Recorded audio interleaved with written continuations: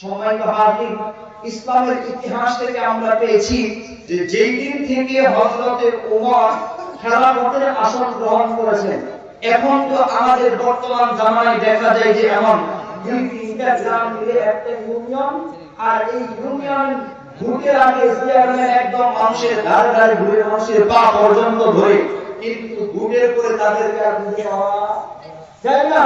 কিন্তু হযরত ওমর অর্ধ পৃথিবীর বাদশা, অর্ধ জাহানের খলিফা, কিতাবের মধ্যে লেখেন যেই দিন থেকে হযরত ওমর খেলাফতের আসন গ্রহণ করেছেন, ওই দিন থেকে হযরত ওমর রাত্রিবেলা তিনি একদিনও ঘুমান না।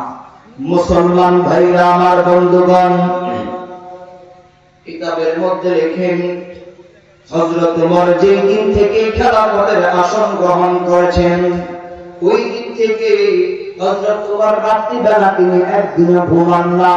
বিভিন্ন এলাকায় গিয়ে এলাকার মানুষের ধারে ধারে করে মানুষের খোঁজ খবর নেই। কারণ হইল হযরত ওমর জানে তার অবহেলার কারণে রাস্তার মধ্যে যদি একটু গর্ত থাকে, আর ওই গর্তের ভিতরে পড়ে যদি একটা বকরির বাচ্চা মারা যায়, শাসক হয়ে যদি সেটা মেরামত না করে কিয়ামতের ময়দানে আল্লাহর দরবারে তাকে বিচার দায়ের করতে হবে। আল্লাহর কাঠ গড়ায় হযরত ওমরকে দাঁড়াতে হবে। মুসলমান ভাইরা আমার, ও পর্দার ভিতরে হযরত ওমর রাত্রিবেলা ঘুমায় না। একদিন হঠাৎ করে হযরত ওমর রাত্রিবেলা মরুভূমির পথ অতিক্রম করতেছি, যাইতে যাইতে মরুভূমির পথ চলতে চলতে হঠাৎ করে হযরত ওমরের নজর পড়লো একটা তাঁবুর ভিতরে, আর ওই তাঁবুর ভিতরে টিপটিপ করে আগুন জ্বলে, আর ওই তাঁবুর ভিতরে একটা ছোট্ট বাচ্চার কান্নার আওয়াজ ভেসে আসতেছে। বাচ্চাটা খোদার যন্ত্রণায় কান্দে, ভিতর থেকে মা ডাক দিয়ে কয়, বাবা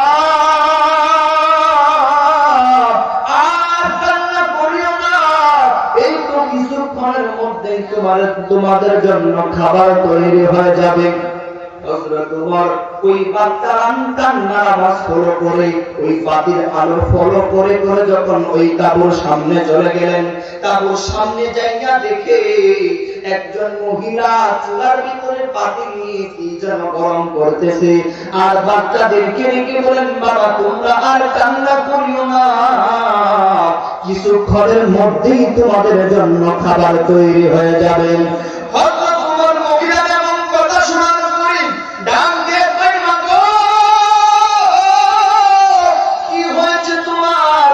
এত রাত্রে তুমি তোমার সন্তানদেরকে কেন কাঁদাও? মহিলা ডাক দিয়ে কই, ভিনদেশী যুবক তুমি কে? মহিলা তো হযরত ওমরকে চিনি না। ডাক দিয়ে কই, যুবক তুমি কে? তোমাকে আমি চিনি না, তোমার সাথে আমার দুঃখের কাহিনী বলে লাভ নাই, তুমি এখান থেকে চলে যাও, তুমি আমার কাটা গায়ে লবণ ছিটাই দেয় শোনাম। হযরত ওমর জমিনের মধ্যে বসে পড়লেন। জমিনের মধ্যে বসে পড়ার পরে ডাক দিয়ে কই, যতক্ষণ পর্যন্ত তুমি তোমার কষ্টের কথা না বলবে গো, ও মা, আমি যুবক এই জমিনের মধ্যে বসে পড়লাম, যতক্ষণ পর্যন্ত তুমি তোমার কষ্টের কথা না বলবে, ততক্ষণ পর্যন্ত আমি যুবক এখান থেকে উঠে যাব না। মহিলা তখন ডেকে বলল, তাহলে শোনো আমার আসল ঘটনা। এই তো কয়েক বছর আগে বর্তমান জামানার শাসক জালেম ওমর, কেন মহিলা তো আর ওমরকে চিনে না? হযরত ওমর এই বলতেছেন যে বর্তমান জামানার শাসক জালেম ওমর আমার স্বামীকে যুদ্ধে যাওয়ার জন্য আমন্ত্রণ জানাইছে।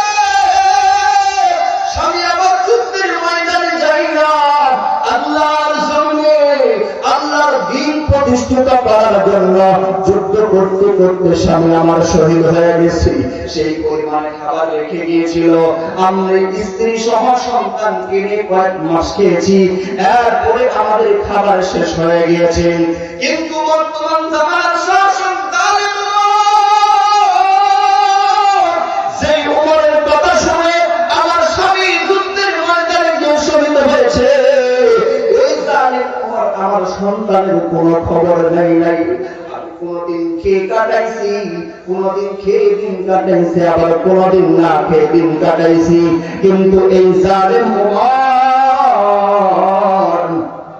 আমার সন্তানের কোন খোঁজ খবর নাই। মুসলমান বন্ধুরে আমার, মহিলা চোখের পানি ফেলে কান্না করে আর ডাক দিয়ে বলবো, এই জন্য আজকে 5 দিন হয়ে গেল আমার ঘরের ভিতরে কোনো খাবার নাই। এই যে আমার দুধের বাচ্চা, আমি না খেয়ে থাকতে থাকতে আমার বুকের দুধ পর্যন্ত শুকায় গেছে, আমি আমার সন্তানকে খাবার দিতে পারি না। এই তো কিছুদিন আগে ঈদের দিন গেল, আমার বড় সন্তান ডেকে বলেন,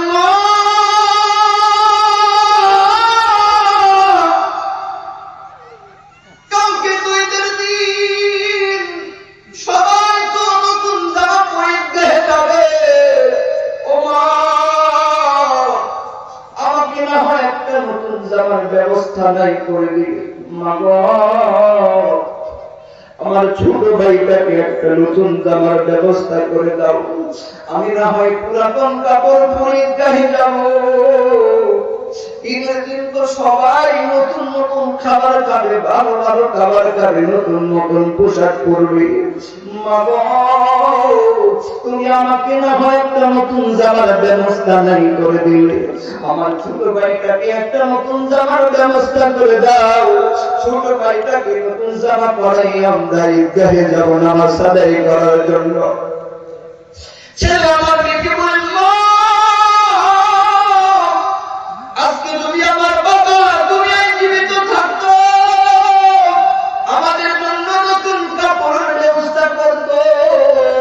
ও মা, দাও না একটা নতুন জামা কিনে। আমি পারি, মহিলা কান্দে আর ডাকে, আমি পারি না, আমার সন্তানকে একটা নতুন জামা কিনে দিতে পারি। এই জন্য পাথরের ভিতরে পাথর ঢুকাইয়া পানি গরম করতেছি, আর সন্তানদেরকে ডেকে বলি, বাবা কান্না করিস না, এই তো কিছুক্ষণের মধ্যে তোমাদের জন্য খাবার তৈরি হয়ে যাবে। আল্লাহর কাছে ডেকে বলেন, আল্লাহ তোমার কুদরতি ভাবে যদি আমার পাথরের ভিতরে খাবার না হয়, আমি আমার সন্তানদেরকে বাঁচাতে পারবো না। হযরত ওমর মহিলার এমন কথা শোনার পরে আকাশের দিকে তাকাইয়া আল্লাহকে ডাকতে মালিক, তুমি যদি তোমার কুদরতি ভাবে আমাকে শহীদের বাড়ি পর্যন্ত না পৌঁছায় দিতে আল্লাহ,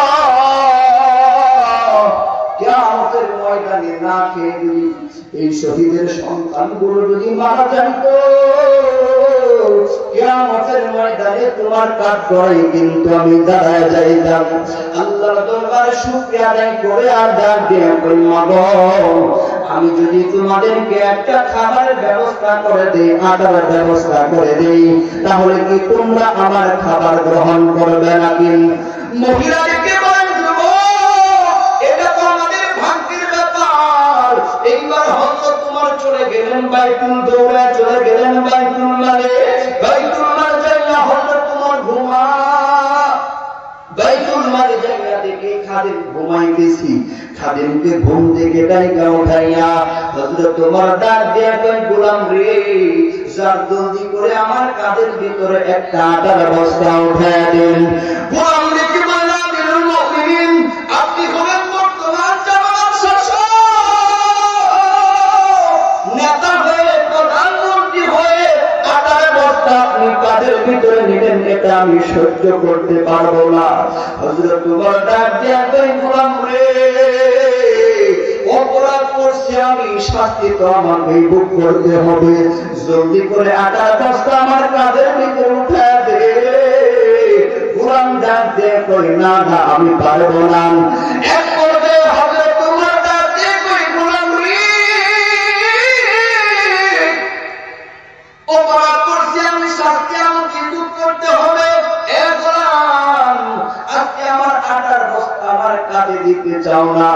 গোলাম রে, কথা যে কিয়ামতের ময়দানে আল্লাহ পাক রব্বুল আলামিন যখন আমার গুনাহগুলো যখন আমার ঘাড়ে চাপায় দিবে, এই গোলাম কথা যে ওই দিন কি আমার গুনার বোঝা কি তুই তোর মাথায় নিবি? হযরত ওমরের এমন কথা শোনার পরে গোলাম স্তব্ধ হয়ে গেল।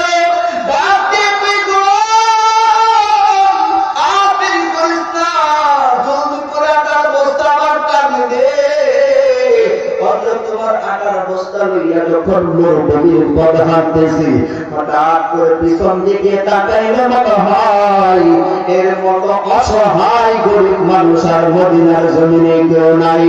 মুসলমান বন্ধুরে,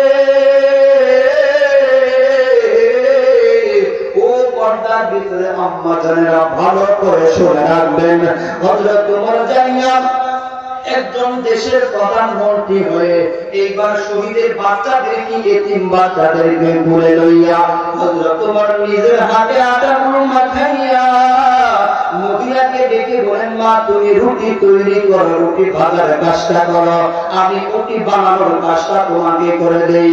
হযরত ওমর নিজের হাতে রুটি বানাইয়া নিজের হাতে শহীদের সন্তানদের মুখে হযরত ওমর খাবার করে দেয় আর কান্না করে ডাক দিয়ে কয়, আল্লাহ তোমার দরবারে হাজার হাজার শুকরিয়া জানাই যে তুমি তোমার কুদরতি ভাবে তুমি আমাকে এই পর্যন্ত পৌঁছে দিয়েছ। হযরত ওমর শহীদের সন্তানদেরকে খাবার খাওয়াইয়া যখন চলে আসবেন, আসার সময় ওই যে শহীদের স্ত্রী ডাক দিয়ে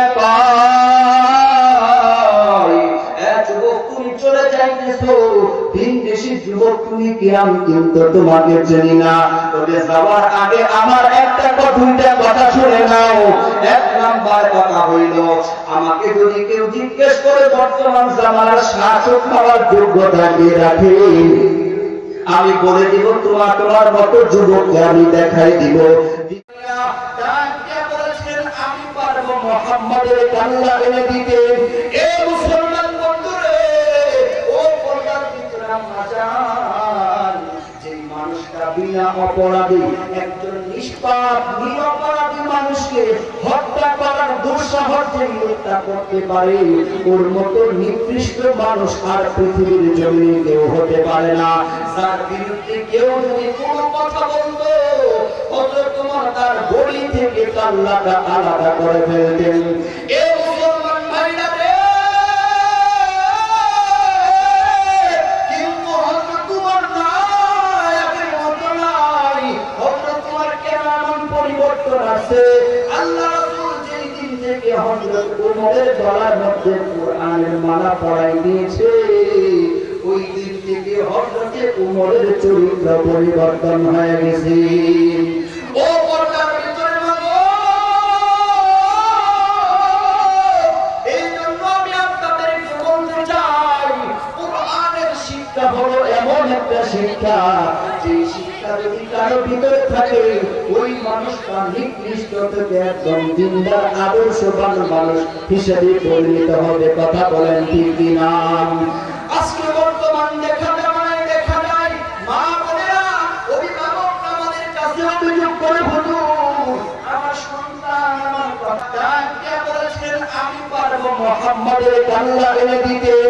এ মুসলমান বন্ধুরে, ও পর্দার ভিতরে আম্মা জান, যে মানুষটা বিনা অপরাধী একজন নিষ্পাপ নিরপরাধী মানুষকে হত্যা করার দুঃসাহস যে লোকটা করতে পারে, ওর মতো নিকৃষ্ট মানুষ আর পৃথিবীর জমিনে কেউ হতে পারে না। যার বিরুদ্ধে কেউ যদি কোনো কথা বলতো, হযরত ওমর তার বডি থেকে কাল্লাটা আলাদা করে ফেলতেন। এ মুসলমান ভাইরা রে, কিন্তু হযরত ওমর নাই, আগের মতো নাই। হযরত ওমর কেন এমন পরিবর্তন আছে? আল্লাহ রাসূল যেই দিন থেকে হযরত ওমরের গলার মধ্যে কোরআনের মালা পরাই দিয়েছে, ওই দিন থেকে হযরত ওমরের চরিত্র পরিবর্তন হয়ে গেছে। ও পর্দার ভিতরে মাগো, এই জন্য আমি আপনাদেরকে বলতে চাই, কোরআনের শিক্ষা হলো এমন এমন একটা শিক্ষা, যে শিক্ষা যদি কারো ভিতরে থাকে ওই মানুষটা নিকৃষ্ট থেকে একদম দিনদার আদর্শবান মানুষ হিসেবে পরিণত হবে। কথা বলেন ঠিক কিনা? আজকে বর্তমান দেখা যায় মা বোনেরা অভিভাবক আমাদের কাছে অভিযোগ করে, হুজুর আমার সন্তান আমার কথা করি, ওখান থেকে যদি তুফান শুরু হয় ওই লোকটা কি পরিমাণে মুসিবতের মধ্যে থাকবে। আল্লাহ রাসূল বলেন এর থেকে কোটি কোটি গুণে বেশি মুসিবতের মধ্যে আছে যেই লোকটা মাত্র 3.5 হাত মাটির নিচে ঘুমায়। ও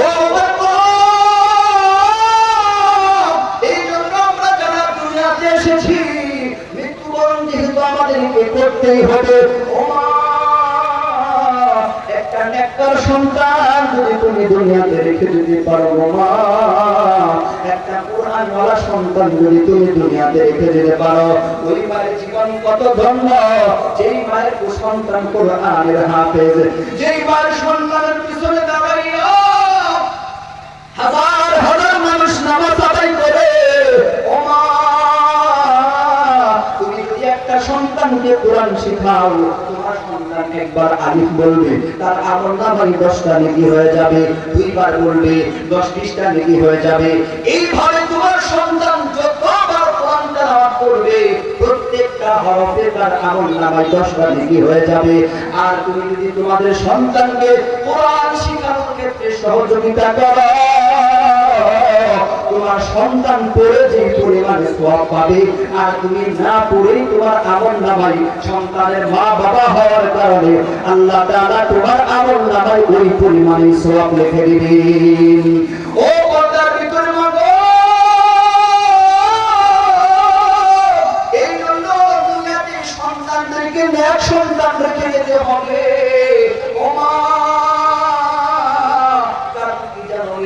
তুমি যখন দুনিয়া থেকে চলে যাবে দুনিয়ার সমস্ত আমল বন্ধ হয়ে যাবে। মা, কাল এখানে অনেক মানুষ আছে যাদের মা বাবা দুনিয়া থেকে চলে গেছে, বাবা দুনিয়া থেকে চলে গেছে, কার জানি মা কবর থেকে চিৎকার করে করে কান্না করে আর ডাক দিয়ে তৈরি করে যার টুকরা সন্তান, আমি মায়ের কবরের ভিতরে দাও দাও করে জাহান্নামের আগুন জ্বলে, আমি বাবার কবরের ভিতরে জাহান্নামের আগুন। এ সন্তান, কত কষ্ট করে তোকে আমি লালন করেছি, কতদিন গেছে তোর জন্য আমি না খেয়ে ঘুমাইছি। মা কান্না করে, সন্তান তোকে যখন আমি পেটের ভিতরে লালন করেছি মাঝে মধ্যে তুমি এত দূরে লাথি মারছো, আমি মার কলিজাটা ফাইটে গেছে, সহ্য করতে পারি নাই। কত রাত্রি গেছে আমি তোর জন্য ঘুমাইতে পারি নাই। সন্তান রে, কত রাত্রি গেছে আমি তোর জন্য না খেয়ে থেকেছি। আর জানি বাবা কবর থেকে ডাকবে, তোর সন্তান রে তোর সম্মান করতে যাইয়া আমি আমার বাবা আমার নিজের ইচ্ছা গুলো বিসর্জন দিয়ে দিয়েছি। এ সন্তান রে, আমি যখন বাজারে যাইতাম আমার ভালো ভালো পোশাক কিনতে মনে চাইতো, ভালো ভালো খাবার খাইতে মনে চাইতো, কিন্তু আমি ভালো পোশাক না পরে এক জায়গায় ছিঁড়ে গেছে ওই জায়গায় কয়েকবার সেলাই করতাম। একটা ভালো জুতা পর্যন্ত তোর জন্য আমি কিনি নাই, কারণ আমার সন্তানের জন্য টাকা দিতে হবে, সন্তানকে পড়ার টাকা দিতে হবে, সন্তানকে ভালো পোশাক কিনে দিতে হবে। এই জন্য আমি তোমার বাবা, আমার জন্য তোর জন্য আমি আমার সমস্ত বিসর্জন দিয়েছি, সমস্ত ইচ্ছাগুলো আমি বাবা বিসর্জন দিয়ে দিয়েছি। ও পর্দার ভিতরে মা, আমরা তো অনেক সময় মনে করি হুজুর আমার মা আমাকে বেশি ভালোবাসে, বাবা কিন্তু ভালোবাসে না। না, তুমি জানো না বাবা কেমন ভালোবাসে। বাবা তো মায়ের ভালোবাসা তার চোখের পানি দিয়ে সন্তানের সামনে প্রকাশ করে দেয়, কিন্তু বাবা প্রকাশ করে না। ও মা, যেদিন দেখবে তোমার বিয়ে হয়েছিল, বিবাহ বন্ধনে আবদ্ধ করে তোমাকে যখন স্বামীর হাতে, তোমার বাবা যখন তোমার স্বামীর হাতে লাল শাড়ি পরাইয়া তোমার স্বামীর হাতে যখন তুলে দিছে, বাড়ির সবাই ভাই বোনেরা সবাই কান্না করে, মা তো চিৎকার করে করে কান্না করে যে আমার সন্তান আমার বাড়ি থেকে চলে যায়। কিন্তু বাবার দিকে তাকায় দেখবা বাবা কিন্তু কান্না করে না। কিছুক্ষণ পর পর বাবা লম্বা একটা নিঃশ্বাস ছাড়ে, ওই নিঃশ্বাসেই বলে দেয় বাবার ভিতরটা কেমন কষ্ট হইতেছে, ওই নিঃশ্বাসেই বলে দেয় বাবা কেমন কষ্ট পায়। রাত যখন গভীর হয়ে যায়, তুমি যখন স্বামীর বাড়িতে চলে যাও, রাতে যখন গভীর হয়ে যায়, সবাই আনন্দ করে সবাই যখন ঘুমের করে চলে যায়, বাবা বালিশের সাথে মাথা লাগাইয়া গুনগুনায় গুনগুনায় কান্দে। মা জিজ্ঞেস করে, কি ব্যাপার আপনি এত রাত পর্যন্ত কেন কান্না করেন?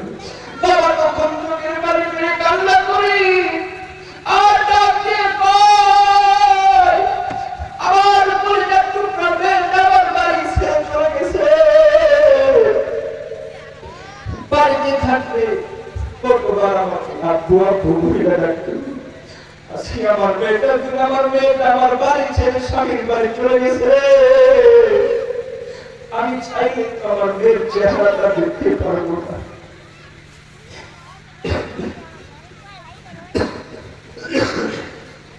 আমি সারাদিন পরিশ্রম করে যখন বাহির থেকে যখন বাড়িতে আসতাম,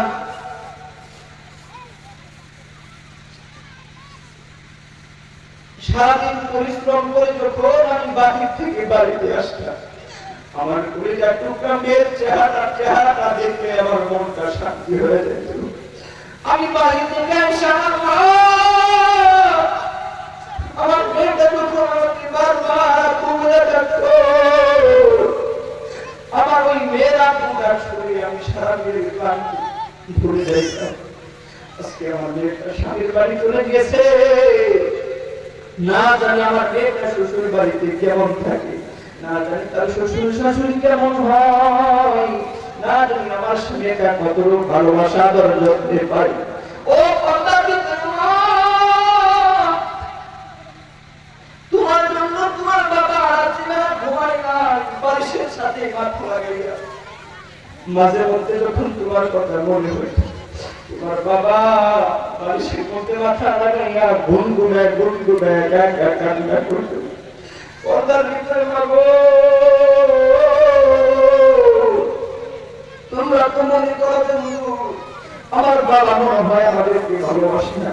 না না, এই তো আপনাদের বক্সিগঞ্জের ঘটনা। একটা ছেলে এসে বলতেছেন যে হুজুর, আমি সারাক্ষণ জানতাম আমার বাবা মনে হয় আমাদেরকে ভালোবাসে, কিন্তু আমার ছোট ভাইটাকে যখন বিদেশে পাঠাইলাম, তখন বাবাকে সাথে লইয়া যখন এয়ারপোর্টের ভিতরে বাড়িটাকে যখন ঢুকাই দিছি, যাওয়ার সময় আমার মা কান্দে, ভাই বোনেরা সবাই কান্দে। বাবাকে আমরা কখনো কান্না করতে দেখি নাই। ছোট ভাইকে এয়ারপোর্টের ভিতরে ঢুকাইয়া যখন আমরা চলে আসছি হোটেলের ভিতরে খাওয়ার জন্য যখন বসি, সবাই খাবার খায়, কিন্তু বাবার দিকে নজর করে দেখি বাবা খাবার খায় না। বাপের ভিতরে হাত লাগায়। কিছুক্ষণ পর আমাদের তিনি বলেন, তোমরা খাইতে থাকো, আমি আসতেছি। এই কথা বলে আমার বাবা বাহির হয়ে যায় হোটেল থেকে। আমরা খাওয়াটা শেষ করে 3 ঘন্টা পর্যন্ত বাবাকে খুঁজতে লাগলাম, বাবাকে আর খুঁজে পারি না। 3 ঘন্টা পর বাড়িতে ফোন দিয়ে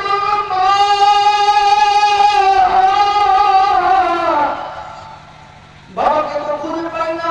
আমার মা ভাই সেই রাস্তা দিয়ে তোমার ভাইকে ঢুকাইছো, ওইখানে যাইয়া দেখো তোমরা বাবাকে খুঁজে পাই না। ছেলেটা কান্দে আর ডাক দিয়ে একবার হুজুর, সত্যি আমরা যাইয়া নজর করে দেখি যে রাস্তাতে আমি আমার ভাইকে ঢুকাইছি, ওই রাস্তার গ্রিলের মধ্যে দাঁড়াইয়া দাঁড়াইয়া আমার বাবার চোখের পানি দেখলে কান্না করে আমার পর্দার ভিতরে মা, যে বাবা এত কষ্ট করে তোমাদেরকে লালন পালন করেছে, কত কষ্ট করে তোমাদেরকে পড়ালেখা শিখাইছে, এখানে আমার অনেক মা আছে যাদের মা বাবা দুনিয়া থেকে চলে গেছে। বাবা বাড়িতে যাইয়া বিয়ের পরে যখন শ্বশুর শাশুড়ি কষ্ট দিত,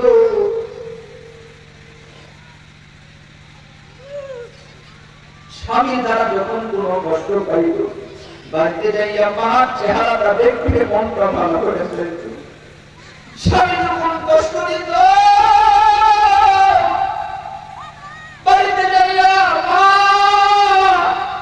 মার চেহারাটা দেখতে মনটা হালকা হয়ে যাইত। যখন বেশি ফাঁপুক লাগত, মার সাথে একটু ঘুরে কথা বলতে মনটা হালকা হয়ে যেত, ভালো হয়ে যেত। এখানে আমার অনেক মা আছে, কত বছর হয়ে গেল মায়ের চেহারাটা আর দেখতে পারে না, বাবার চেহারাটা আর দেখতে পারে না, ভাইদের সাথে ভালো সম্পর্ক নাই। সন্তান যখন বলে আম্মু চলো একটু নানুর বাড়ি থেকে ঘুরে আসি, যেই মায়ের মা বাবা দুনিয়ায় নাই, ওই মায়ের কলিজার ভিতরে আগুন লাগে। ও পর্দার ভিতরে মা, অনেক মানুষ আছে যাদের মা বাবা দুনিয়ার থেকে চলে গেছে, তার জানি মা কবর থেকে চিৎকার করে করে কান্না করে, ওরে আমার কলিজার টুকরা সন্তান, আমি মায়ের কবরের ভিতরে জাহান্নামের আগুন দাউ দাউ করে জ্বলে, বৃষ্টির পানি মনোবর করাইয়া আমি মায়ের কবরের মধ্যে পড়ি, কিন্তু সন্তান আমি মায়ের কোনো খবর নিলি না। ও মা, এইখানে এমন কোন মায়ের মানুষ যে হুজুর এই মাদ্রাসার জন্য আমি আমার মা বাবার রুহের মাগফিরাতের জন্য 1000 টাকা দান করব। আমি মুসাফির, বহু দূর থেকে আপনাদের এলাকায় এসেছি, মন থেকে দোয়া করে দিব। এত কোনো মানুষ মিলে আপনার মা বাবার জন্য দোয়া করে দিব, হতে পারে এই দোয়ার বরকতে আমার আল্লাহ আপনার মা বাবার কবরটা জান্নাতের বাগান বানায় দিবে। ও মা, এমন কোন মায়ের পাগল আছো, ছোট্ট বাচ্চা নিয়ে নামটা পাঠায় দাও।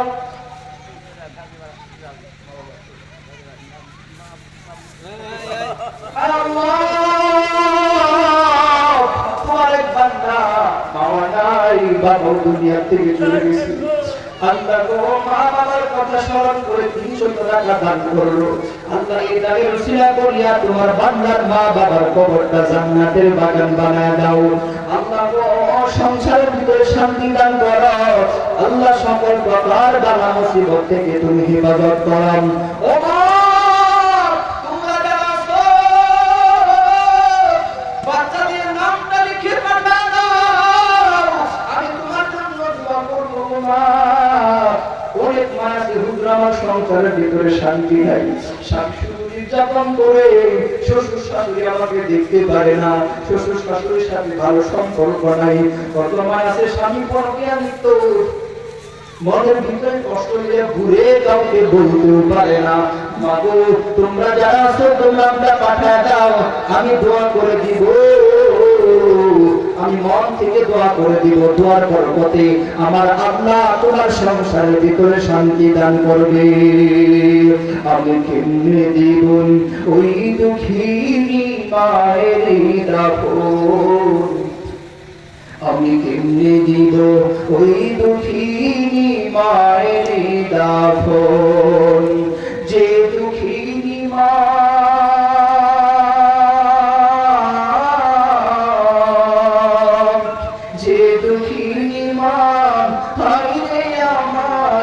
করেছে লালন, করেছে লালন, আমি কেমনে দিব ওই দুঃখিনী মায়ের দাফন, আমি কেমনে দিব ওই দুঃখিনী মায়ের দাফন।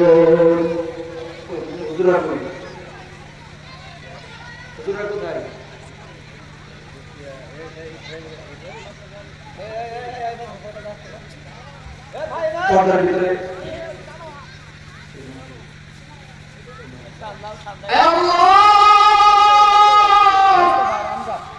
আল্লাহ তোমার মোহাম্মদের বান্দি সুমাইয়া আর 500 টাকা দান করলো। আল্লাহ গো জানি না আমি আশা নিয়ে দান করছি। আল্লাহ গো এই গানের উসিলা করে আমার মনের আশাগুলো তুমি পূরণ করে দাও। তাদের বংশের ভিতর থেকে যারা অন্ধকার প্রবেশ করেছে আল্লাহ প্রত্যেকের কবরটা জান্নাতের উচ্চ মাকাম তুমি দান করে দাও। আল্লাহ সংসারের ভিতরে শান্তি দান করে দাও। আল্লাহ মনের সমস্ত আশাগুলো তুমি পূরণ করে দাও। সকল প্রকার বালা মুসিবত থেকে আল্লাহ তুমি হেফাজত করো। আল্লাহ তোমার আরেকটা দিদি হাওয়া দান করছে, আল্লাহ জানি না কি আশা নিয়ে দান করেছে। আল্লাহ গো এই দানের উসিলা করিয়া তোমার বান্দির মনে আশাগুলো তুমি পূরণ করে দাও। আল্লাহ সংসারের ভিতরে শান্তি দান করে দাও। সন্তানগুলোকে ভাগ্য সন্তান বানায় দাও। আল্লাহ স্বামী স্ত্রীর মধ্যে মহব্বত তৈরি করে দাও। আল্লাহ তোমার বান্দি আরেকজন সীমান্তর 200 টাকা দান করছে। আল্লাহ গো জান্নাত কি আশা নিয়ে দান করেছে। আল্লাহ মনের আশাগুলো পূরণ করে দাও। সকল প্রকার বালা মুসিবত থেকে হেফাজত করো। আল্লাহ মনের আশাগুলো তুমি পূরণ করে দাও। আল্লাহ তোমার আরেক বান্দি 100 টাকা দান করেছে। আল্লাহ তোমার বান্দির মনের আশাগুলো তুমি পূরণ করে দাও। সংসারের ভিতরে শান্তি দান করে দাও। আল্লাহ সকল প্রকার বালা মুসিবত থেকে হেফাজত করো। ওই মা ছাড়া এই পৃথিবীতে কেউ তো আপন নয়। তোরা খাতে ভাঙিস না সেই মা জননীর মন। ওরে তোরা খাতে ভাঙিস না সেই মা জননীর মন। মায়ের পায়ের নিচে কথা মিথ্যা নয়। মায়ের দোয়া যে পেয়েছে ধন্য সে নিশ্চয়। ওরে মা জননী নাই রে যাহার, মা জননী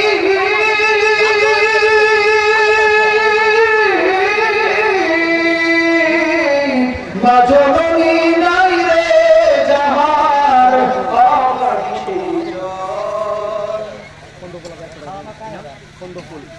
আল্লাহ তোমার আরেক বান্দি আল্লাহ 100 টাকা দান করেছে খন্দকুল।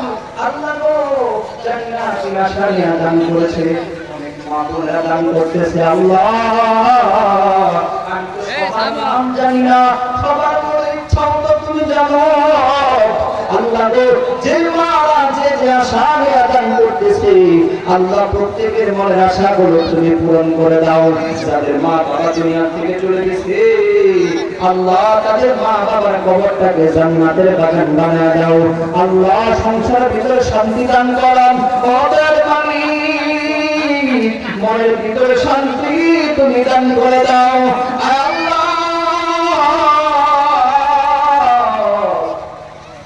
আমাদেরকে সকল প্রকার বালা মুসিবত থেকে হেফাজত করো। যে যা পারেন মানব সংসারে শান্তি হবে দোয়া করে দিব। অনেক মা আছে সন্তান কথা শুনে না, সন্তান মা বাবার খোঁজ খবর নেয় না, স্বামী নির্যাতন করে স্বামী পরকীয়া প্রেমে লিপ্ত আছে। মা আমি মুসাফির, আল্লাহ তোমার বান্দা জাকির হোসেন আল্লাহ 1000 টাকা দান করলো মার জন্য। আল্লাহ গো যার মা নাই সে জানে মা হারানোর যন্ত্রণা কেমন কঠিন। যার বাবা নাই সে জানে বাবা হারানোর যন্ত্রণা কেমন কঠিন। আল্লাহ গো তুমি তোমার বান্দার মার কবরটা জান্নাতের বাগান বানায় দাও। আল্লাহ আমার ভিতরে বরকত দান করে দাও। সংসারের ভিতরে শান্তি দান করে দাও। ও মদিনার মাটি রে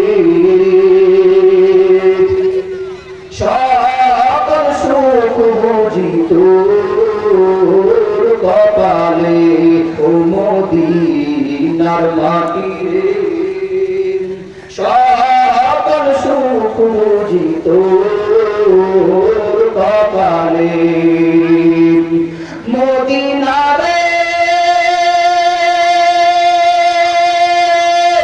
পাখি যদি হইতাম আমি উড়ে উড়ে যাইতাম থাকতো না মনে কোনো যাতনা, দেহে নাই পাখায় আমার, সাথে নাই টাকায় আমার, দেহে নাই পাখায় আমার, সাথে নাই টাকায় আমার, কেমনে কেমনে যাব সেখানে ও মদিনার মাটি রে। আল্লাহ তোমার বান্দা শরীফ আল্লাহ দান করলো, যে আশা নিয়ে দান করেছে, আল্লাহ গো তোমার বান্দার মনের আশাগুলো পূরণ করে দাও। আল্লাহ কামার ভিতরে বরকত দান করে দাও। সকল প্রকার বালা মুসিবত থেকে হিফাজত করো আল্লাহ, কামার ভিতরে বরকত দান করো। আর উম্মাহ সকল আমি 500 টাকা লেখায় গেলাম, পরবর্তীতে যখন হাতে টাকা হবে তখন দিয়ে দিব। নগদ যে দিতে হবে এমন না, অনেক টাকা আছে নামটা লিখে রেখে যান। যখন আপনার হাতে টাকা হবে আল্লাহর নবীর ঘরের জন্য আপনি দান করে দিবেন। ও এইখানে অনেক এতিম সন্তান আছে যাদের মা নাই, অনেকের বাবা দুনিয়া থেকে চলে গেছে। মাগো আপনার টাকা দিয়ে আপনার সন্তান আপনার মাদ্রাসার এই ছেলেটা কোরআন পড়বে, যত টাকা পড়বে আল্লাহ যত কোরআন পড়বে ততটা সওয়াব আপনি আপনার মা বাবার কবরে শুয়ে শুয়ে পাইতে থাকবেন। আল্লাহ আমার বাবা মুফতি হাবিবুল ইসলাম, আল্লাহ তার মা কিছুদিন আগে দুনিয়া থেকে চলে গেছে, আমাকে অনেক মহব্বত করত, ভালোবাসতো। আল্লাহ আল্লাহ তুমি আমার ভাইয়ের মার কবরটাকে জান্নাতের বাগান বানায় দাও। আল্লাহ গো আল্লাহ দুনিয়াতে থাকা অবস্থায় যদি তোমার সাথে কোনো নাফরমানি করে থাকে আল্লাহ তার পক্ষ থেকে তোমার কাছে ক্ষমা চাই। আল্লাহ তুমি আমার হাবিবুল ভাইয়ের মার কবরটাকে জান্নাতের সর্বোচ্চ মাকাম তুমি দান করে দাও। আল্লাহ তোমার আয়ের বন্ধু তহিনুর আল্লাহ 300 টাকা দান করেছে, ওদের মালিক আল্লাহ তুমি আমার মায়ের মনের আশাগুলো পূরণ করে দাও। তোমার ভিতরে বরকত দান করে দাও আল্লাহ, সংসারের ভিতরে বরকত দান করে দাও। সকল প্রকার বালা মুসিবত থেকে তুমি হিফাজত করো। মনে বড় আশা ছিল যাব মদিনায়, মনে বড় আশা ছিল যাব মদিনায়। সালাম আমি করব গিয়ে, সালাম আমি করব গিয়ে নবীর রোজায়।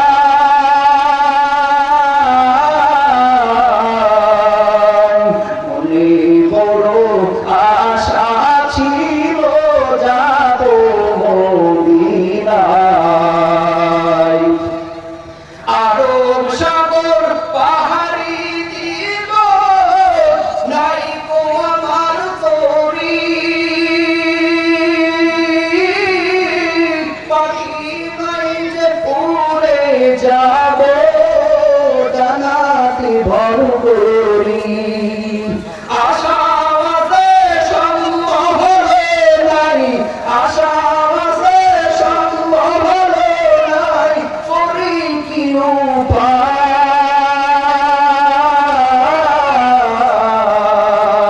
মনে বড় আশা ছিল যাব মদিনায়, মনে বড় আশা ছিল যাব মদিনায়।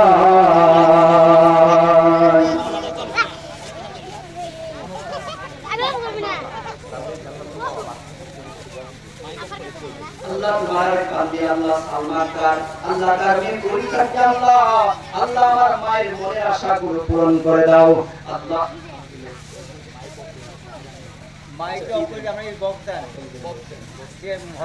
আল্লাহ পরীক্ষায় যেন ভালো রেজাল্ট করতে পারে সেই তৌফিক তুমি দান করে দাও।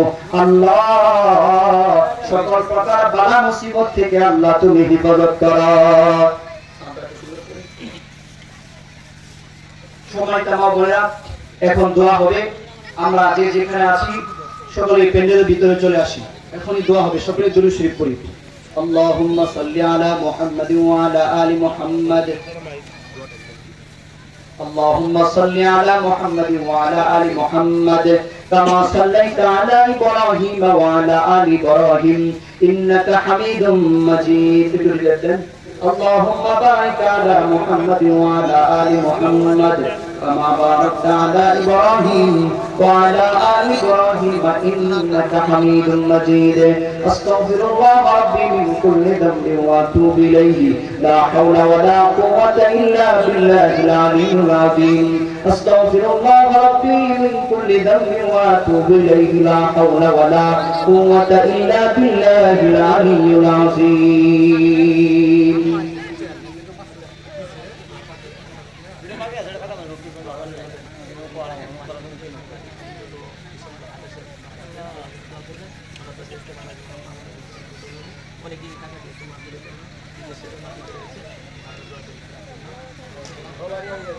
আলহামদুলিল্লাহ, আমরা সকলের জন্য দোয়া করব। বিশেষ করে মাইন সাউন্ড ডেকোরেশন কত বছর 28 ডিসেম্বর ইন্তেকাল করেছেন। তো আলহামদুলিল্লাহ, মাইক খুব চমৎকার সাউন্ড। আমরা সকলে তার জন্য দোয়া করব, আল্লাহ তাআলা যেন তার কবরটাকে জান্নাতের উচ্চ মাকাম দান করেন। বিশেষ করে মাদ্রাসার মুহতামিম হাফেজ মাওলানা মোহাম্মদ সাজু ভাই, দাদি মারা গেছে, ওনার আম্মু মারা গেছে, আমরা সকলেই তাদের জন্য দোয়া করব ইনশাআল্লাহ। আজকে ওনার দাদি মারা গেছে, ওনার জন্য সবাই দোয়া করবেন, আল্লাহ তাআলা যেন ওনার কবরটাকে জান্নাতের উচ্চ মাকাম দান করেন।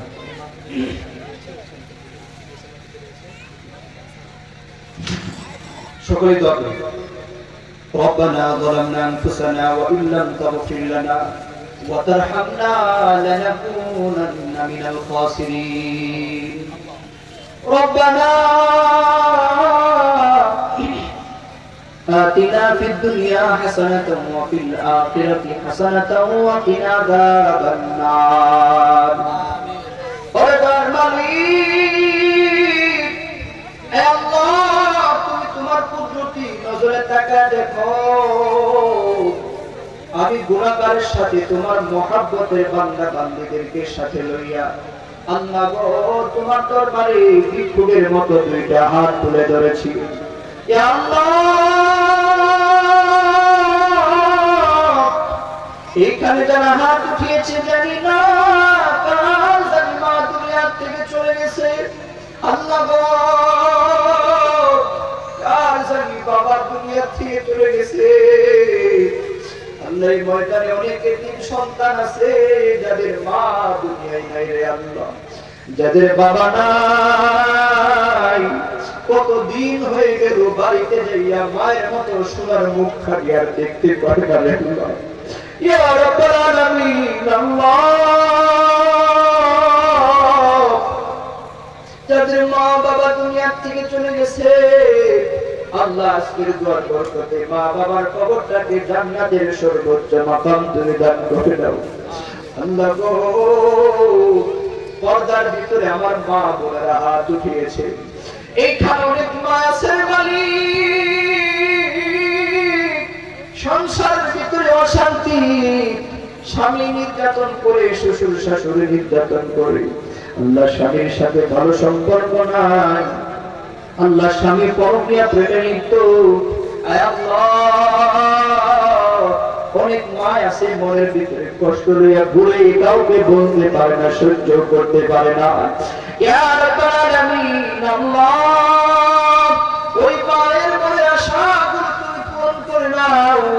আল্লাহ গো, সংসারের ভিতরে শান্তি তুমি দান করে দাও। ইয়া রাব্বুল আলামিন, আল্লাহ, অনেক মা আছে যাদের ঘর বিবাহের উপযুক্ত মেয়ে বড় হয়ে গেছে, ছেলে বিবাহের উপযুক্ত হয়ে গেছে, আল্লাহ কিন্তু বিবাহের কোনো ব্যবস্থা হচ্ছে না। আল্লাহ, যাদের ঘরে বিবাহের উপযুক্ত মেয়ে সন্তান আছে, ভালো দিনদার ছেলের কাছে বিবাহ বন্ধনের ব্যবস্থা তুমি করে দাও। আল্লাহ, যাদের ঘরে বিবাহের উপযুক্ত ছেলে সন্তান আছে, ভালো দিনদার মেয়ের ব্যবস্থা তুমি করে দাও। ইয়া রাব্বুল আলামিন, আল্লাহ, এই এলাকার ভিতরে যারা অন্ধকার এই জান্নাতের উচ্চ মাকাম তুমি দান করে দাও। আয় আল্লাহ, বিশেষ করে এই এলাকার ভিতরে যত প্রবাসী আছে আল্লাহ, মা বাবা ছেড়ে আত্মীয় স্বজন সবাইকে ছেড়ে দূর প্রবাসে থাকে আল্লাহ, আমার প্রবাসী ভাইদেরকে সকল প্রকার বালা মুসিবত থেকে হেফাজত করান। ও তার মালিক আল্লাহ, বাংলাদেশের সকল প্রবাসীদেরকে আল্লাহ তুমি হেফাজত করো আল্লাহ, তাদের কাবার ভিতরে বরকত দান করে দাও আল্লাহ গো, বেশি বেশি যেন হালাল রিজিক কামাই করতে পারে সেই তৌফিক তুমি দান করে দাও ইয়া রাব্বাল আলামিন।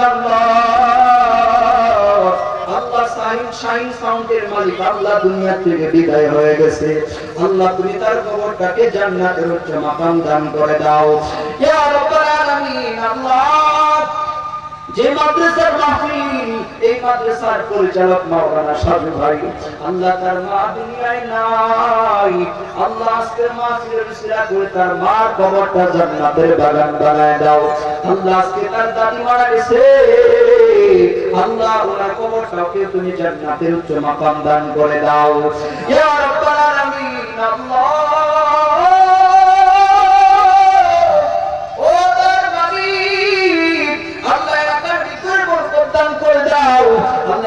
ফসলের ভিতরে বরকত দান করে দাও আয় আল্লাহ। আল্লাহ গো,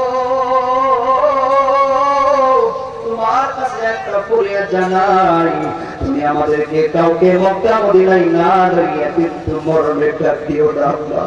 তোমার নবীর রোজার সামনে দাঁড়াইয়া তোমার নবীর সালাম দিবার তৌফিক তুমি দান করে দাও।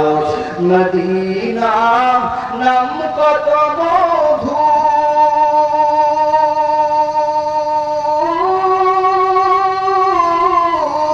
মদিনা আর যে কত দূর, এই গরিবের দুঃখী সালাম পৌঁছে দিও মদিনা, যাইতে পারলাম না মদিনা, দেখতে পারলাম না।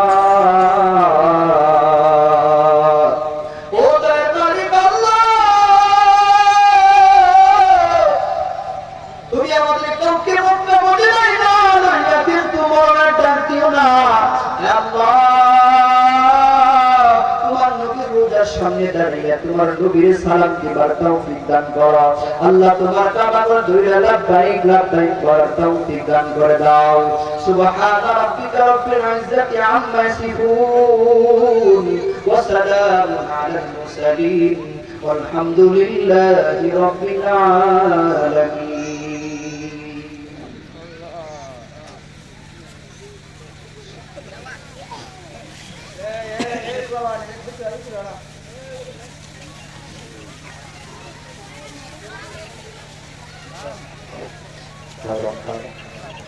Masya Allah.